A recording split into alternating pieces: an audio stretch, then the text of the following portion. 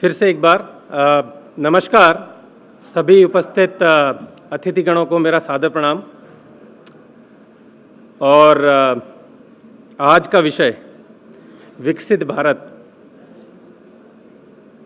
I think सबसे बड़ी बात जो है विकसित भारत, आज इस मंच पे खड़े होके बड़ी खुशी की बात है कि विकसित भारत की इस यात्रा के हम सभी भागीदार हैं। और अभी तक मैंने जितने लोगों को सुना बड़ा अच्छा लगा। सबसे ज़्यादा जो उद्देश्य था सॉवरेनिटी, और मैं भी आई थिंक उसी पे बोलूँगा। But for me one of the biggest question as of today, how do you define sovereignty? For last few years, we have been talking to different government departments, policy makers, PSUs, even private organizations like telcos. The problem, what we see as of today, sovereignty has a very, very large definition. Most people think of sovereignty as data residency. हमारा data centre उसमें है, that should be sovereignty. But मेरी definition ये नहीं है. And I think many of our leaders, we have been meeting PSUs, we have been meeting different departments, and we see more and more adoption towards what is sovereignty. Can we define a measurement of sovereignty? So what most people think of sovereignty as data resides, it's in my data center, and I can control who can have access to it. Why do we need it? Obviously, multiple reasons, geopolitical issues. You don't want to have the lock-in. You don't want to, give access to anybody else, especially in PSUs. You don't even want to give access to a different department which is not even intended to use it. So it's multi-layer for PSUs specifically. And पिछले कुछ सालों में हमारे policy makers ने बहुत अच्छे कानून पारित किए हैं, जैसे DPDP एक्ट। लेकिन जो सबसे बड़ी समस्या है, when you say sovereignty, you have on-prem deployment, you have your models working for you. बड़ा अच्छा लगा when the last speaker also talked about we have developed our own models. Great. But for me, developing models is a very final stage. Before developing models, you need to ask certain questions, okay? Before you say, okay, this model or my deployment is sovereign, how you qualify for that? There are several questions which you need to answer. Who owns the hardware? Who has access to infrastructure? Or even, can you have access to the source code? If you deploy a model, if you deploy a platform, before you can deploy a model, you will need a hell lot of things. You will need your physical infrastructure, you need ability to orchestrate your cloud, you need to build a data lakes, right? You also need to have all integrations working, you need an orchestrator who is doing everything for you. Then comes model. Now question is, can you ask a third-party organization which is not even hosted in country to provide to your access, secure access to your source code? Can you control that the platform, that the models or infrastructure which is being deployed is governed by Indian laws? Can you enforce them? For me, sovereignty is much more. And that is where our current mistakes are, right? Mostly we are talking about data residency and we stop. My data center is air gapped, there nobody have access. But as somebody was already talking, right? My those had the ability, right, to go outside the data center, even in the air gap. So can you look at inside the code and see, okay, this is good. Can somebody, an Indian authority, certify that yes, this is in our control, this looks good, it can be certified. And in a way, PSUs are actually leading the way. They are trying to adopt these models more and more. And we see that very much aligned towards the policies, and the vision has become much more broader now. Now, when it comes to PSUs, right, just data security or sovereignty has altogether different challenge, because PSUs are holding citizens' data. It's a critical infrastructure. So when I say sovereignty, I am also even looking from the independence in terms of skills.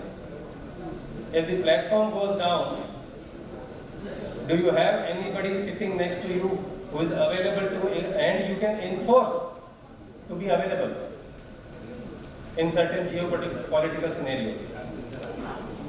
For PSUs, they also need to be 100% compliance to local laws, whether it is DPDP Act or having the certification from certain.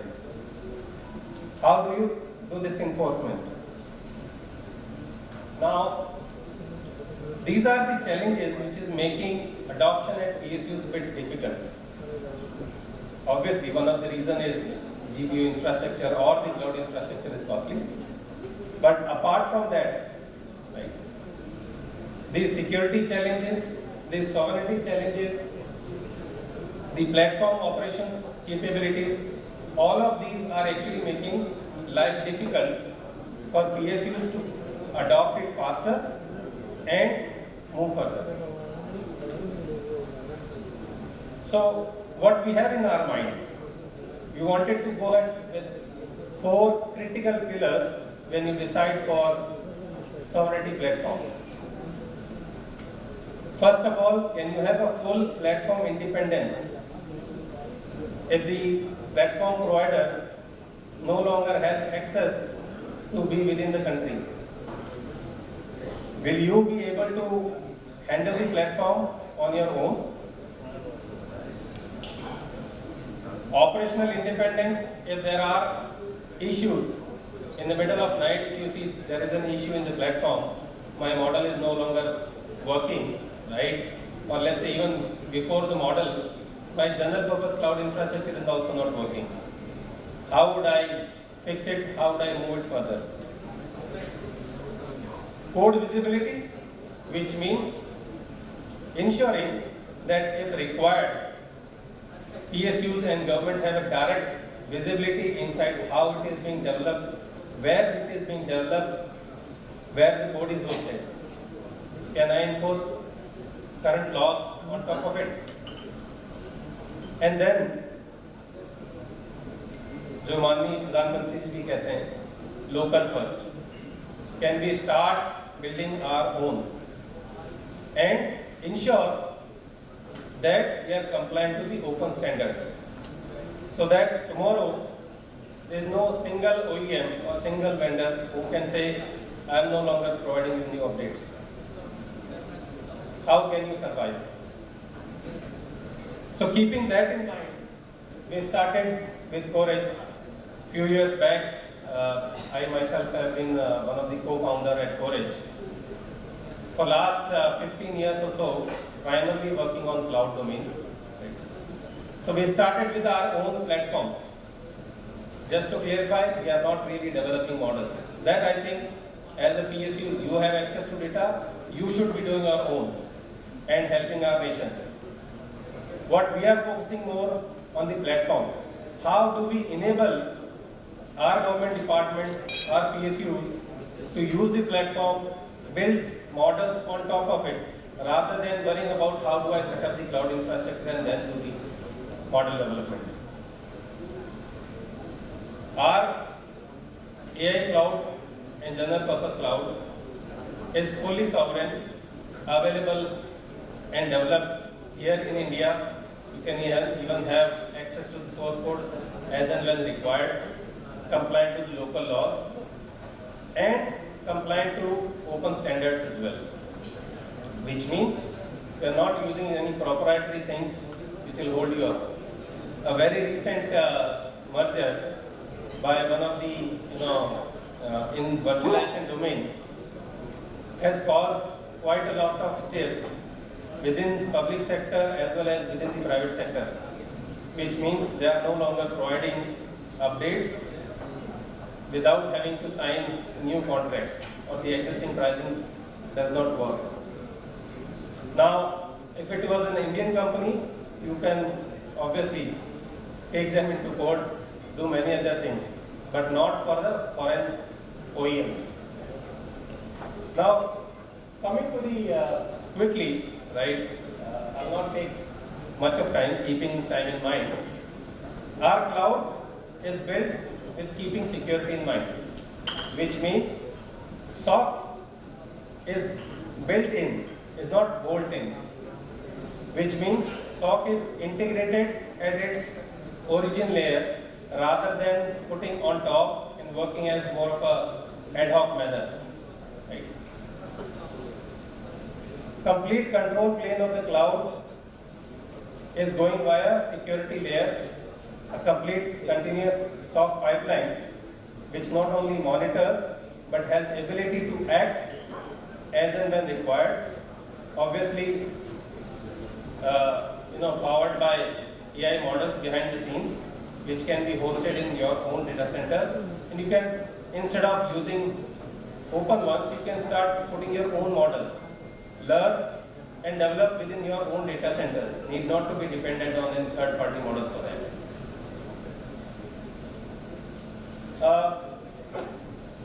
So as of today, if I talk about Coredge, right, we have been working with various telco providers, PSUs, government departments to enable them to have their own sovereign cloud deployment and their own sovereign AI cloud deployment as well. As of today, our platform hosts more than 10,000 virtual machines already running across different, let's say, deployments, as well as we already have one of the largest GPU deployment running on our platform, over 12,000 GPUs, right, in a single cluster. That's one of the largest deployment as of today in Asia, and is powered by our platform. We are already working out with India's tier 1 telco providers, right, to provide cloud services, enabling them to provide cloud services for their customers.